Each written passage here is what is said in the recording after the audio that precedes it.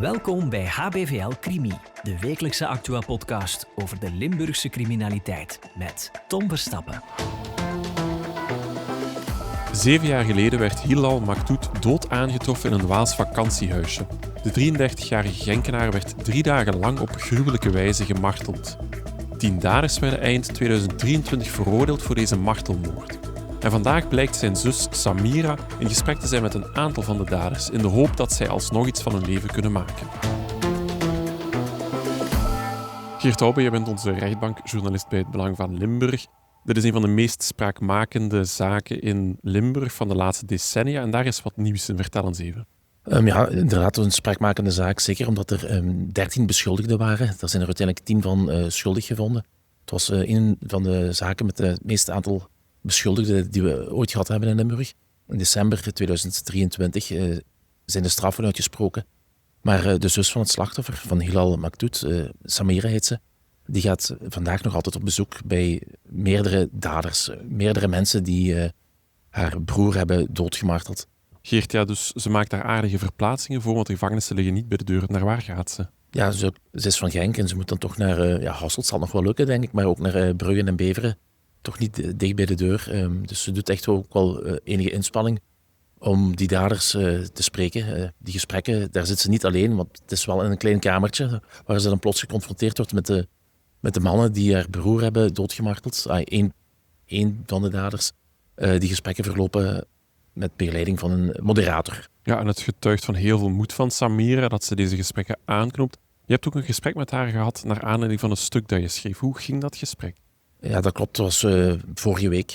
Dat was net een heel moeilijke periode voor haar. Want ze herbeleefde als het ware een beetje wat er gebeurd is. En het was dan 7 jaar geleden dat haar broer was ontvoerd. En dat ze hem 4 dagen later dood hebben teruggevonden in een vakantiehuisje in het Naamse Voorzee. Het was niet simpel voor haar, want ze beschouwt Hilal. Daar had ze een supergoede relatie mee. Daar heeft ze ook altijd heel openhartig over verteld op het proces. Ze beschouwden hem meer, ze hadden meer een moeder-zoonrelatie dan een broer-zus eigenlijk. En het was haar klein broertje, haar alles, met iemand met wie ze over veel liefde sprak. En ik denk dat ze dat ook nog altijd wil verder zetten, omdat de jong niet zal vergeten worden. Ja, ik kan ook voorstellen, Geert, dat je niet zomaar de gevangenis binnenwandelt en zegt ik wil met een van de daders spreken. Hoe verloopt dat eigenlijk? Het zijn eigenlijk de daders zelf die de voorzet geven, die aangeven van we zouden graag een gesprek willen aanknopen met die persoon of die persoon. En dan gaat er een hele malle molen aan vooraf en een moderator die dan die bij dat gesprek zit. Ja, wat zeggen ze daar allemaal? Ja, ze zeggen natuurlijk wat ze willen, de daders. Hè.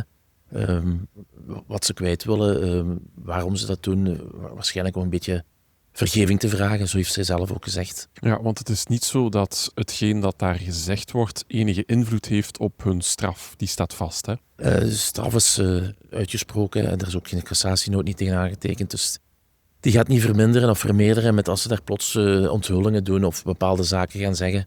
En nog eens zeggen wat ze willen. Is het waar, is het niet waar? En hoe dan ook is het ook een heel andere setting dan de assisezaal. Mogen we zeggen dat er wat minder druk aanwezig is? Dat ze misschien wat vrijer durven babbelen? Het is natuurlijk moeilijk in te schatten wat waar is ervan. Ja, uiteraard. Dat heeft ze zelf ook aangegeven. Dat die mannen daar wat meer kunnen open zijn. En dat er ook geen druk is van buitenaf, als het ware. Want dat hebben ze wel ondervonden tijdens het proces. Dat er bepaalde bedreigingen kwamen. Een van de medeveroordeelden, die tot 15 jaar is veroordeeld, die zijn zus, haar auto, is tijdens het proces in brand gestoken op de oprit van haar woning. Dus daar stond toch wel wat druk onder over wat ze mochten zeggen en niet mochten zeggen. En nu in de gevangenis kunnen ze wat vrijer spreken. En dan vraag ik me ook af, waarom zou een dader überhaupt dat gesprek willen aanknopen? We hebben het er al over gehad, er is geen invloed op de strafmaat. Waarom zou je dat dan doen als dader? Ja, volgens Samira zegt ze altijd dat de daders die willen vergeving aan haar vragen, vergiffenis. En die zullen ook eens hun zeg willen doen. En zoals je juist ook zei, willen ze ook wat zaken vertellen die ze niet kwijt konden of niet kwijt wilden in de rechtbank. En dan gaan ze een gesprek aan met haar in de hoop dat zij misschien wat luisterend oor biedt. Dat kan ook natuurlijk. En in de hoop op vergeving voor deze toch wel enorm gruwelijke feiten. Ja, want dat is wel mooi. Samira geeft aan, ik hoop dat ze nog iets van hun leven maken. Dus die insteek is er ook wel echt, hè? Ja, dat is haar bedoeling eigenlijk. Ik wil een gesprek aangaan, maar het is wel de bedoeling dat ik wil ze aanzetten eigenlijk dat ze er nog iets mee aanvangen met hun leven. Zij krijgen in tegenstelling tot haar broer Hilal wel nog een tweede kans. Zij kunnen wel nog iets proberen op te bouwen. En dat is dan ook haar vurige wens van mannen, Pak het vast. pak het vast, doe eens iets. Maar vermijd vooral het criminele en dan in het bijzonder het drugsmilieu. Geert Hilal stierf 7 jaar geleden. Wat gebeurde er eigenlijk 7 jaar geleden? Ja, we gaan terug naar 9 maart 2019. We zitten in Genk, in de wijk Nieuwe Kempen. Hilal zit daar met een vriend in een garagebox. Wat jointjes te roken, wat te chillen, zoals die mannen nogal veel deden blijkbaar. En plots vallen daar 5 gemaskerde mannen binnen.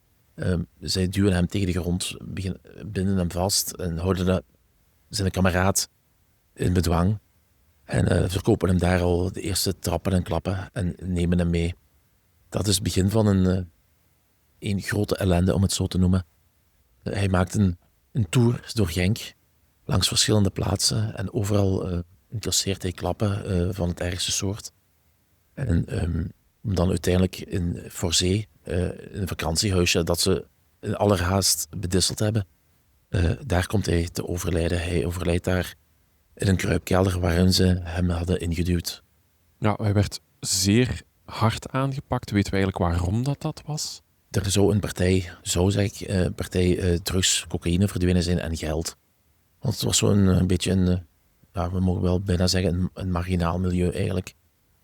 Want het ging vooral om jongeren, 20ers en 31er, die iets te veel naar films hadden gekeken, naar foute films zal ik zeggen. Hun dagen vulden ze met chillen, in de vorm van joints roken, gamen, studeren, dat was niet hun ding. Werken ook al helemaal niet. Maar ze dachten, of ze voelden zich zo'n beetje de kingpins van Genk en omstreken. Mannen die kleinschalig in drugs deden. En ze verdachten Hilal ervan dat hij een kleine partij drugs had weggemaakt. Waarvoor nooit bewijzen zijn gevonden trouwens. Ja, en de letsels, ook de hoeveelheid aan letsels dat Hilal had, waren zeer ernstig. Hè? Ja, hij is eigenlijk aan een langzame, pijnlijke dood gestorven, zoals ook werd gezegd op het assiseproces. Toen ze hem vonden, was de man paars en blauw uitgeslagen, zijn tanden was hem kwijt. Hij had cirkelvormige brandwonden die wezen op dat hij bewerkt was met sigaretten die ze op hem hadden uitgedoofd. En ik herinner me ook nog vooral een verschrikkelijke foto. Er waren allemaal verschrikkelijke foto's, maar eentje stak er toch wel bovenuit op het assiseproces. Daar toonden ze zijn billen. En zijn billen die waren ook bewerkt met, dan zeiden ze een kookplaat, dan was het een hete vloeistof. Wat het was, maakt niet uit, maar de beelden waren verschrikkelijk, want het vel bladderde eraf zoals oude verf van een muur. Ja, dus hallucinante beelden eigenlijk. En ja, het is absurd dat men zo lang is doorgegaan, want het heeft 3 dagen geduurd, de martelpartijen. Als we dan gaan kijken naar Hilal, wat voor iemand was dat eigenlijk? Dat was een 33 jaar was hij. Hij zat een beetje in hetzelfde milieu. Hij stond ook wel bekend als iemand die ook wel wat dealde voor zijn eigen gebruik. De man had een beperkte IQ, tussen 50 en 70. Maar ik kon het wel een beetje uitleggen. Maar de gesprekken mochten dan natuurlijk niet te lang duren. En ook niet te diep gaan. Hij woonde in de wijk Nieuwe Kempen. Echt een heel triestige woning. Schimmel overal. Het was echt één grote tristesse. En hij woonde daar samen met de broer van de speelfiguur. Dat broer maakt het misschien nog wat frappanter. Die kregen een soort van mantelzorgpremie om ook voor hem te zorgen. Ja, vanwege het feit dat hij toch wel zwak begaafd was, dat mogen we zeggen. Hè? Ja, dat klopt helemaal. Ja, je hebt het destijds ook het proces bijgewoond. Vertel eens even, hoe verliep dat proces en welke straffen hebben zij gekregen? Zoals ik daar straks al zei, 13 beschuldigden waren dat. Meer beschuldigden dan dat er juryleden waren. Het heeft 19 dagen geduurd. Veel tijd in beslag natuurlijk. Iedereen moet aan het woord komen en voor iedereen moet een profiel geschetst worden. Uiteindelijk zijn er 10 man schuldig bevonden. 5 speelfiguren.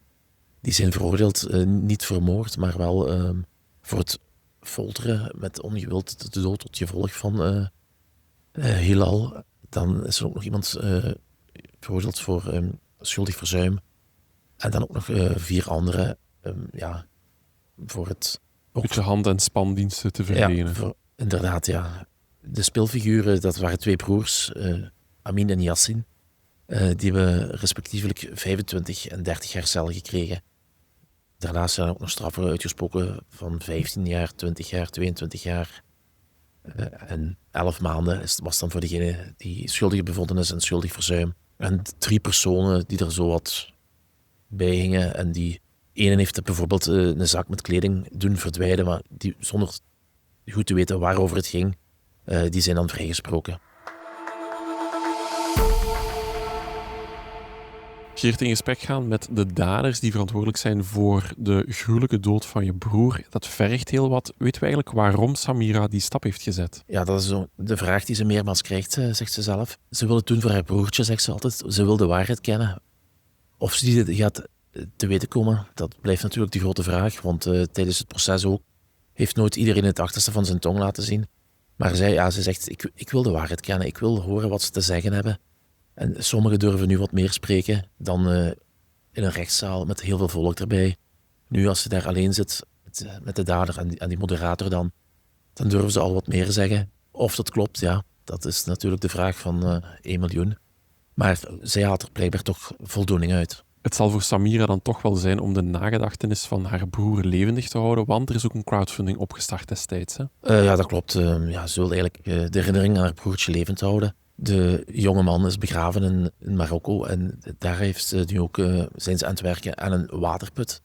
Waarvoor dat geld van die crowdfunding, een deel, want het was niet voldoende, hebben bijeengespaard. En daar wordt dan een waterput gebouwd, zodat de man ook nog goede daden doet na zijn dood, als het ware. Ja, en dat is natuurlijk heel mooi.